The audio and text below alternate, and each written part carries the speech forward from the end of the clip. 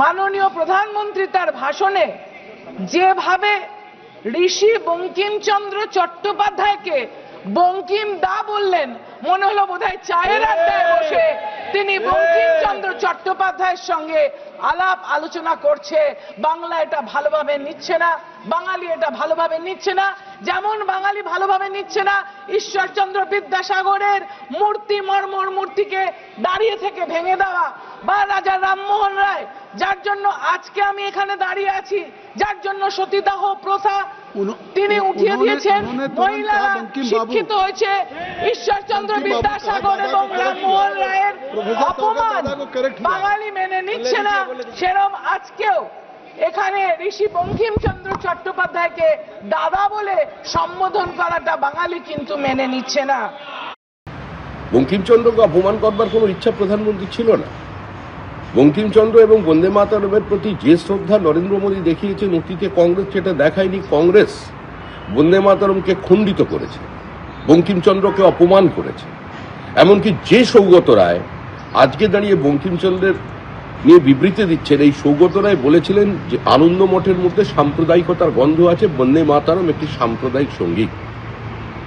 এটা সৌগত রায়ের বক্তব্য। সুতরাং যে কংগ্রেস সুভাষ বোসের সঙ্গে, রবীন্দ্রনাথ ঠাকুরের সঙ্গে, বঙ্কিমচন্দ্রের সঙ্গে এবং বন্দে মাতরমের সঙ্গে প্রতারণা করেছে, তাদের গর্ভ থেকে জন্ম নেওয়া তৃণমূল কংগ্রেসের কোনো নৈতিক কিংবা রাজনৈতিক অধিকার নেই এটাকে কোনো রাজনৈতিক ইস্যু বানানো। নরেন্দ্র মোদী ভারতবর্ষের মনীষীদের যথাযোগ্য সম্মান দিয়েছেন, ভবিষ্যতে দেবেন, এবং যাদের ইতিহাস থেকে নাম মুছে দিয়েছে কংগ্রেস, তাদের আবার ইতিহাসে স্বমহিমায় प्रतिष्ठित करते हैं। अंग्रेजों ने बंगाल विभाजन के साथ ही भारत को कमजोर करने के बीच और अधिक बोने की दिशा पकड़ ली थी। बंगाल का विभाजन तो हुआ, लेकिन एक बहुत बड़ा स्वदेशी आंदोलन खड़ा हुआ। अंग्रेज समझ गए थे कि बंगाल की धरती से निकला बंकिम दा का ये भाव सूत्र,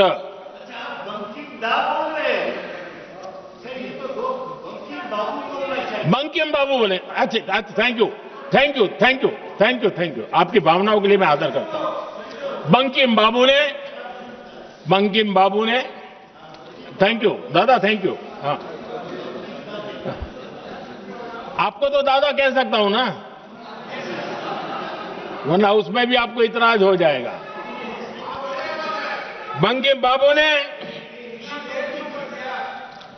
ये जो भाव विश्व तैयार किया था, उनके भाव गीत के द्वारा उन्होंने अंग्रेजों को हिला दिया।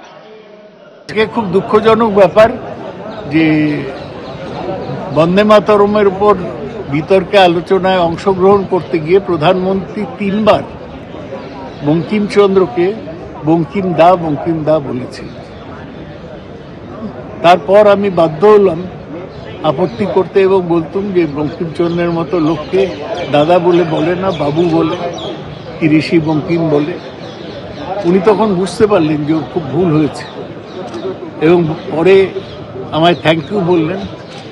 কিন্তু যা ক্ষতি সেটা হয়ে গিয়েছে, রেকর্ডে ঠেকে গেল পার্লামেন্টের প্রসিডিংয়ে যে প্রধানমন্ত্রী এটাও জানেন না যে কিভাবে একজন বাঙালি মহৎ মানুষকে উদ্দেশ্য করে বলতে হয়।